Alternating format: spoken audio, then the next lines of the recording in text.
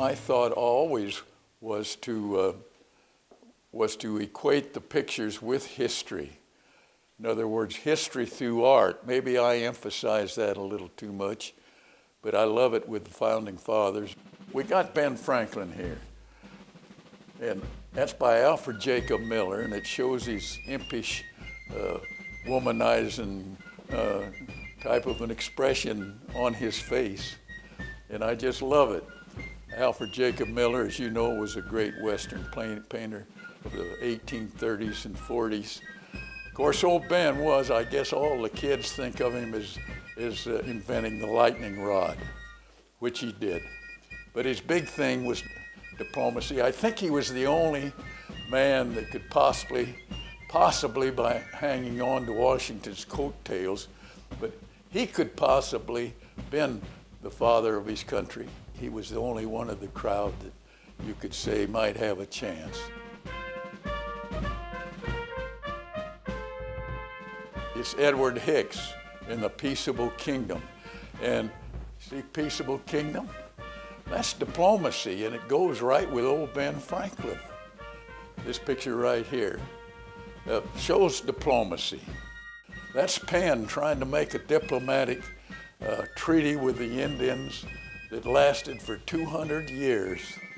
And, you know, this old Edward Hicks, the lion will lay down with the lamb, and the children will put their hands over the hole of the asp and will not be bitten.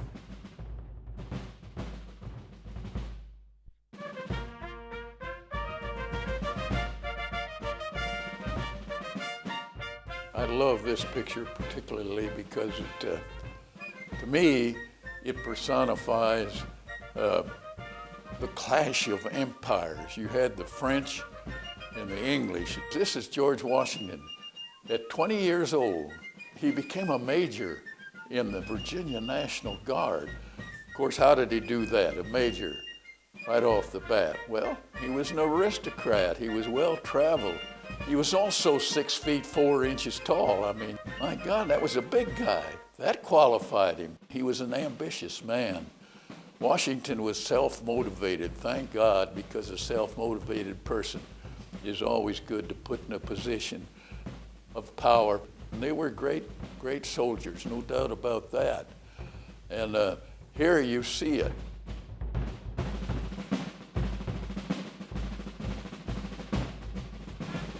There he is, Yorktown. Washington's in the background. This is by a guy named Coulter. And it's in French version. Rochambeau, right up here. He's out in front and center. Here's Legras, the French admiral who bottled him up. And the French had more guys there than we had. Good gracious. Hamilton, though, was a hero, and he's my hero. He went right through that opening. You know, they told him the password was Rochambeau. I mean, when they left the line of departure, well, that was what they should all shout was Rochambeau, but they couldn't speak French, so they said, Russian boys, and he went right through that little hole there and won the day. And he'd been winning it ever since. That's just great.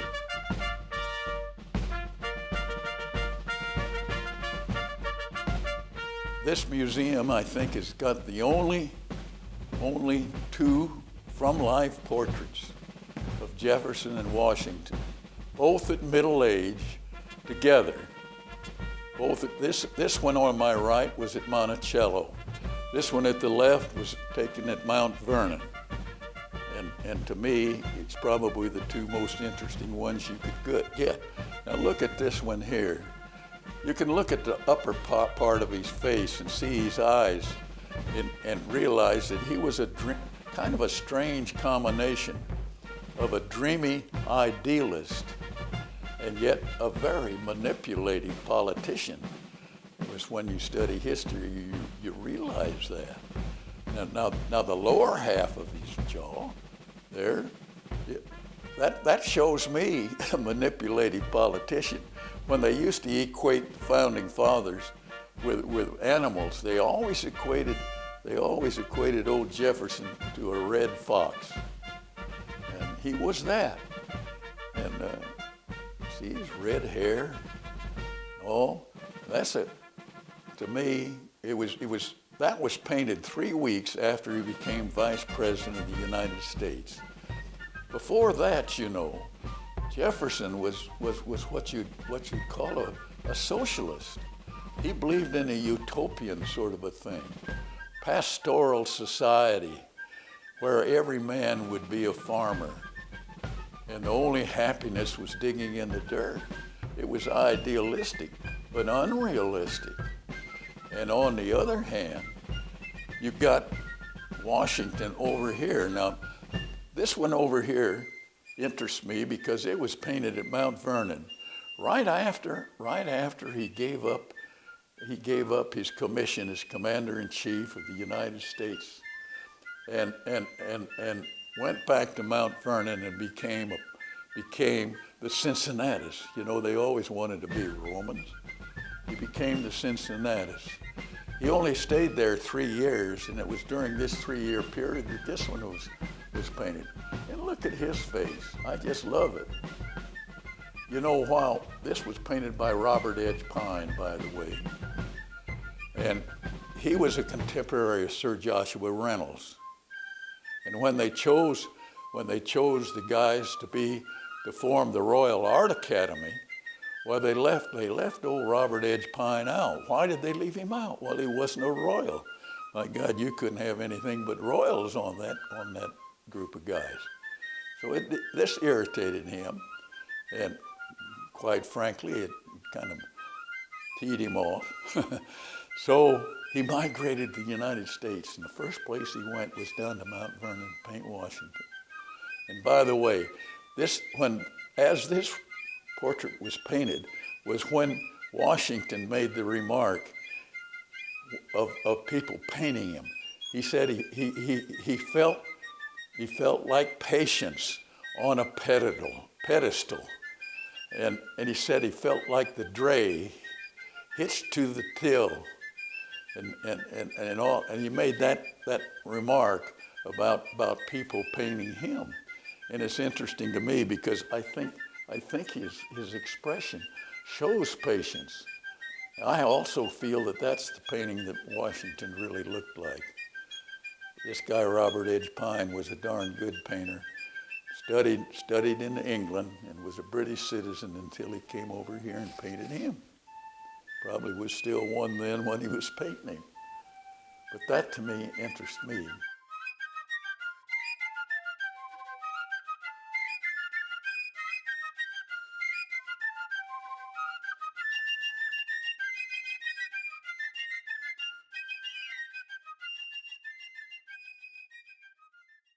Over to my hero, Hamilton.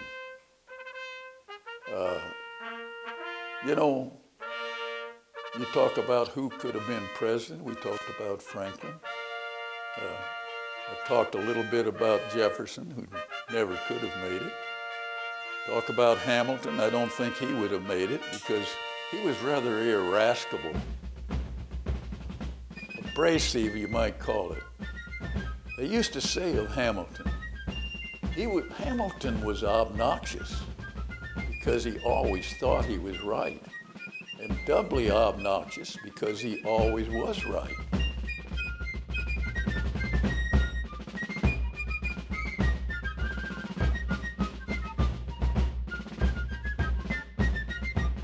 This picture by John Faude, who was a European, I think he was a Scotsman, because this came from Andrew Carnegie's Scotch Castle. And it depicts Washington. I think he's on Blueskin. That was his second mount. Nelson was his first horse. That's a funny name for a horse, but the colonial governor of Virginia gave it to him, and his name was Nelson. So he called his horse Nelson. That's a blue roan. He turns white with age and in the wintertime. And it's interesting that he made his leg over here to the left and then changed it over to the right, just from an artistic angle. I love the leopard skin. Now, he actually had a leopard skin saddle blanket. He rode a white stud through the streets of Philadelphia every day with a leopard skin saddle blanket. I love that picture because that's the way he was. He says, shape up or ship out. Anywhere you look at that picture, that saber's pointing at you. Of course, that's taking the salute at Trenton, you know. He finally won a battle. Up that time, he hadn't won a damn one.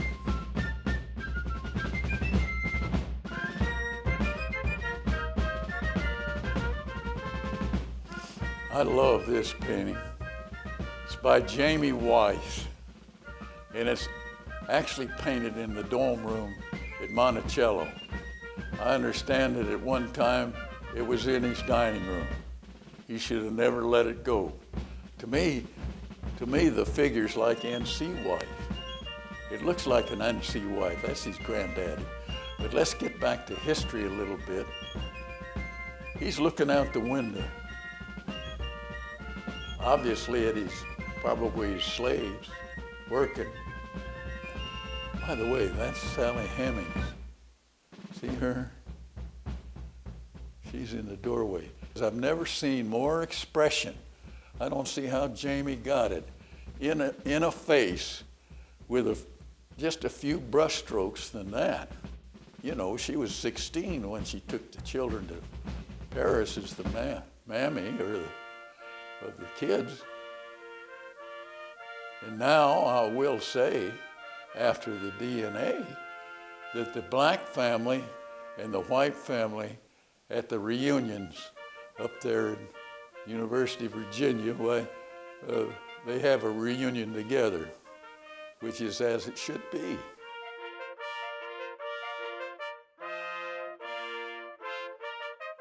I love this porthole painting. I think there's about 7 of them, but I love this one better than any. Look at his face. Look at the determination in it. To me, he's saying, he's actually saying to us, he's saying, I shall live again to fight another day. In other words, he established headquarters in the snow all 8 years that he fought the Brits. I'm talking about the ones where they were actually in combat with fire fighting going on. Why did he do that? One was Valley Forge. My God, if we hadn't had Valley Forge and other places that he stayed in all those 8 years in the snow, we would never have won. People like to think of Valley Forge as bleeding feet, mutinies, running out of enlistments and going home, and the army in shambles. Well, thank God, the Brits went back to that age-old custom that gentlemen do not fight in the winter.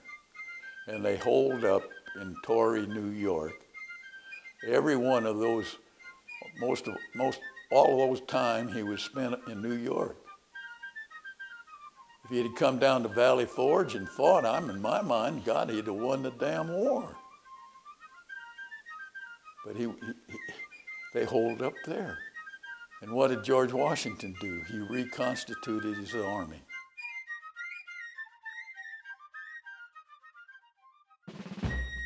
This painting, originally it was called Yankee Doodle. It's by Archibald Willard. He was an Ohio painter. And millions of people loved this painting. Books were written by it.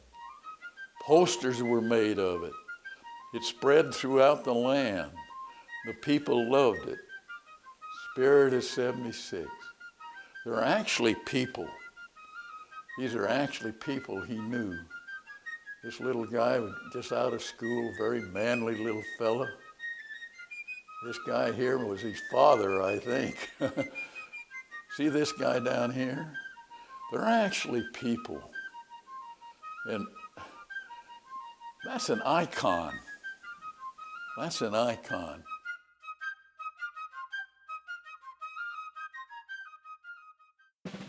To me, this is kind of the key picture of the whole collection. It's by Edward Hicks, the one that did the Peaceable Kingdom that we started out with. And it's the Declaration of Independence. And in the beginning, I'm trying to reestablish our founding fathers and our roots and how our country came about being the way it is today. And of course, this is a very key picture. And I just love it. There's old John Hancock. You know, he was the richest guy in Boston. He inherited his uncle's mercantile business. And by the way, when the Brits occupied Boston, he had a bigger bounty on his head than any American alive. And they were after him and old Sam Adams, the firebrand. They were after the two of them. Thank God they didn't get either one of them. Here they are, Declaration of Independence. There's old John Adams, irascible John Adams, on his gravestone why he kept us out of war with the French. That was his legacy, and he put it on his gravestone. There's old Sherman, not the Civil War guy, but the Revolutionary Times guy. There's Livingston. You can always tell old Livingston by that long, narrow nose. Here's Jefferson, and here's Ben Franklin. Everybody should know who these guys are. They formed a government.